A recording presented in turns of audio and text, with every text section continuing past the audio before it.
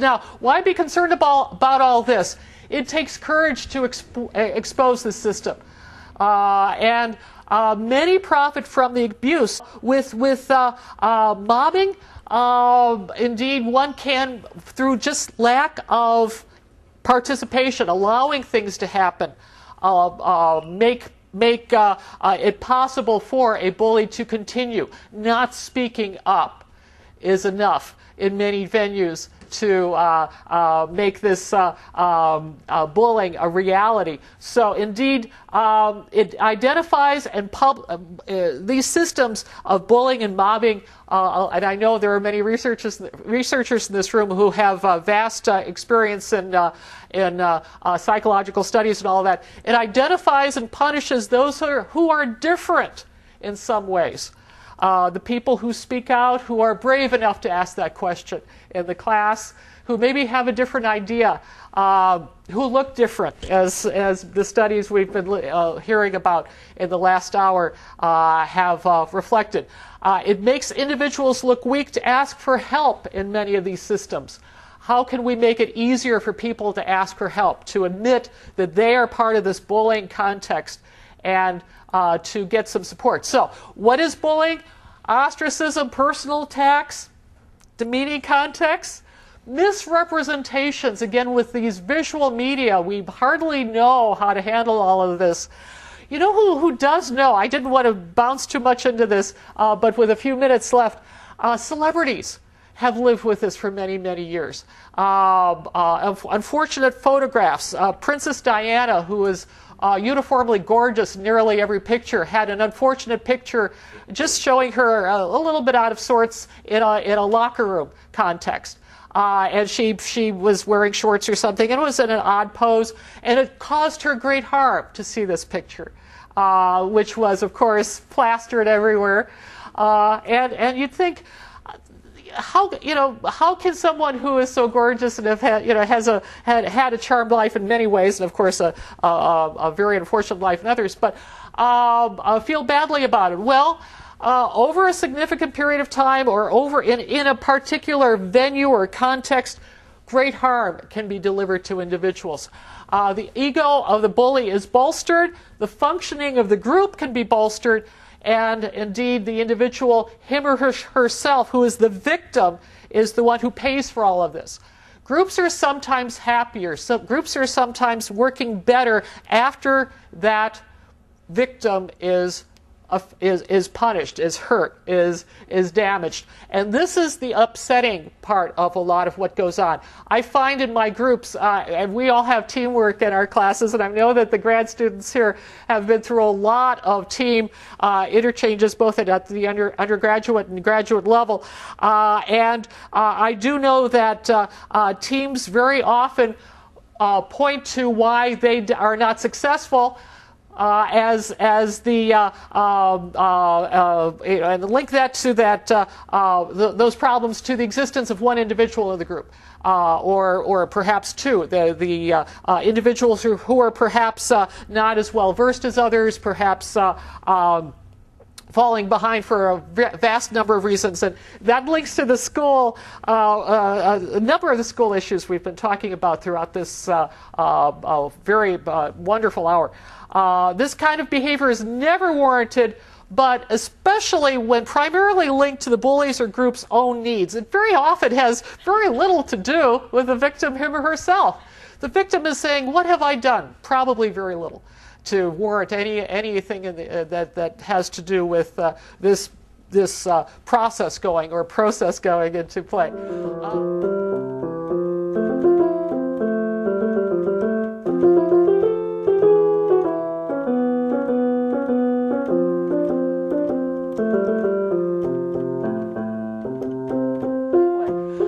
Mobbing, the group members recognize personal gain from the bullying and join in the ostracism or attack, or allow them to proceed without doing anything about them when they do have some power to stop them.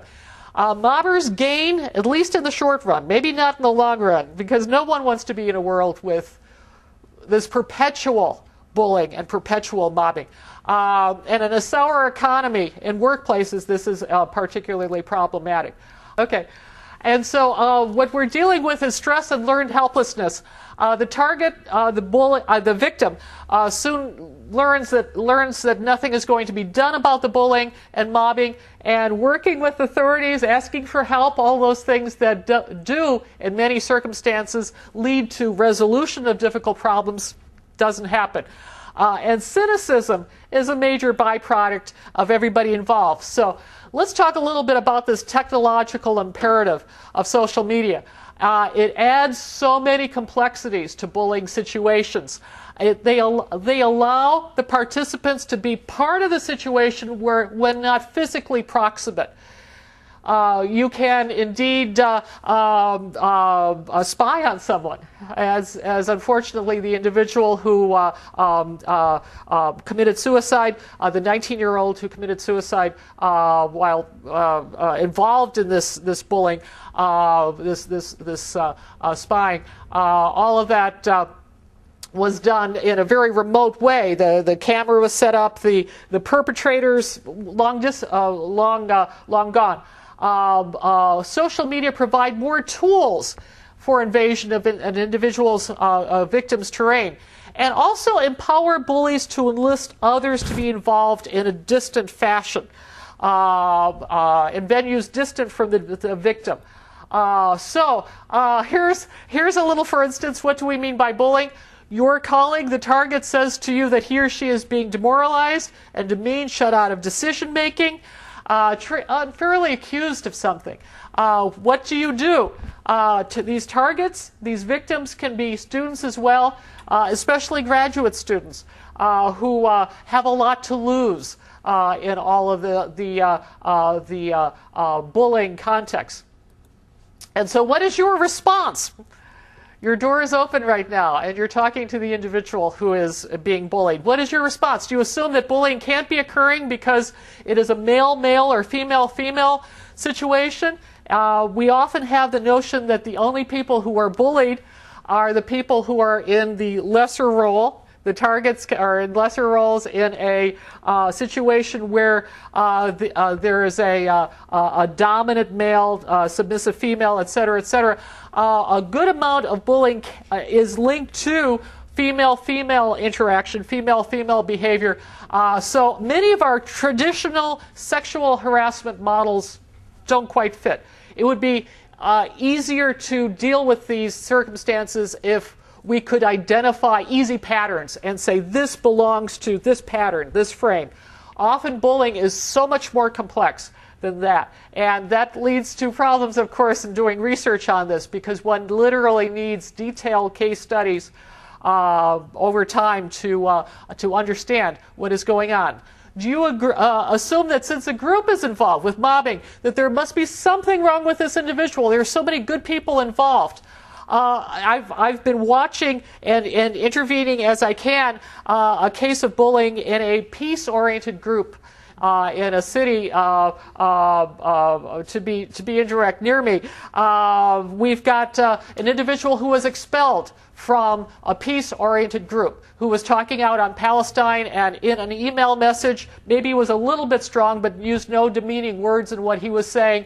He was formally expelled by this group. There were several meetings, something that was frightening in its context. I mean, angry people and all of that.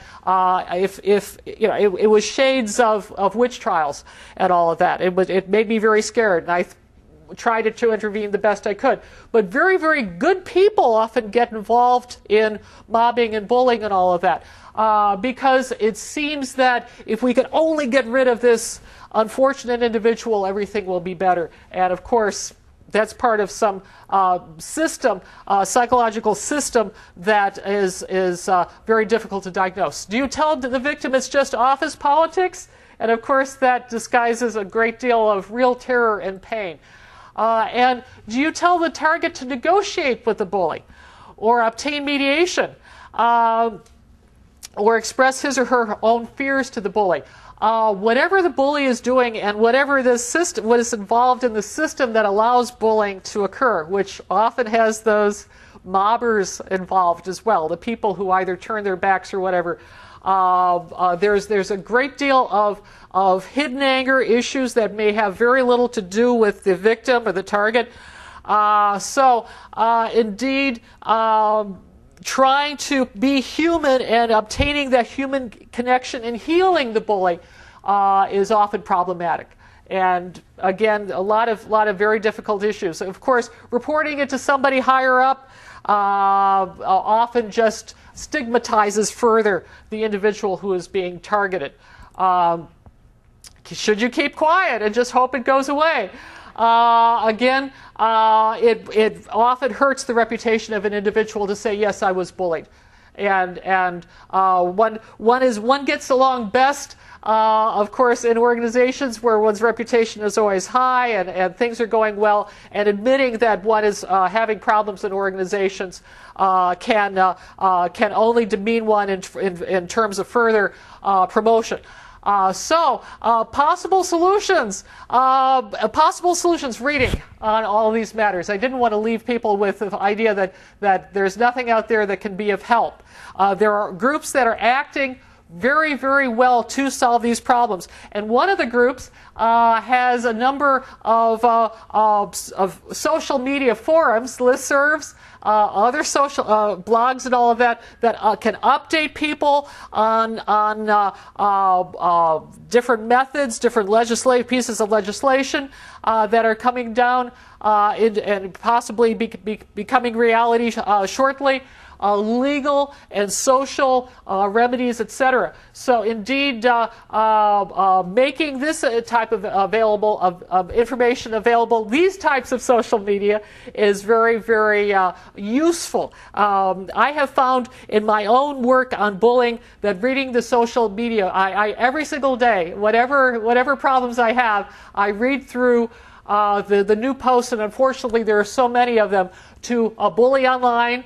And I could list half a dozen of them, but a number of the bully blogs, in effect, anti-bully blogs, provide these case histories, provide how people are resolving their problems, and then one can understand that this is a system based problem that has very little to do with whether or not one individually is a good person or a bad person, or is even playing with the rules.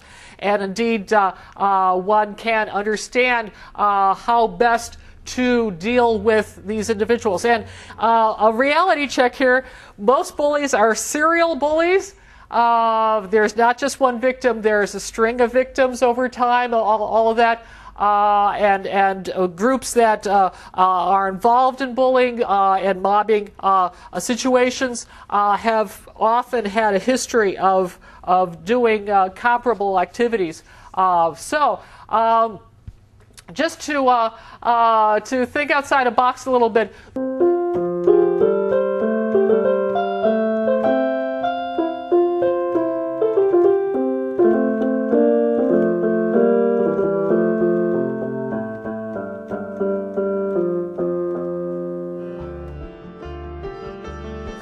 To measure public opinion about foreign policy, NowPolling.ca is offering a cyber forum.